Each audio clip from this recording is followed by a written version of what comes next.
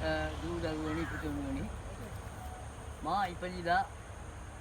දැන්ට වසර 81ක් වෙනවා අද දිනේට. ඒ නිපිටි කරගෙන මේ අපගේ දරුවන් විසින් මා වෙත මේ සංග්‍රහයක් ඉදිරියට කරලා දීලා මම බලාපොරොත්තු වෙන්නේ නැහැ. නමුත් දරුවන්ගේ යුතුයකමක් වශයෙන් ඒ කිරීම සම්බන්ධව මා ඔබ හැම දෙනාමත් මා වාගේ চিරාත් කාලයක් වැඩෙන්නට කියලා ප්‍රාර්ථනා කරමින් ඉත සිතින් බැත සිතින් වර්ධ සිතින්ම මේ මා වෙනුවෙන් ප්‍රදානය කළ සෑම දෙයක්ම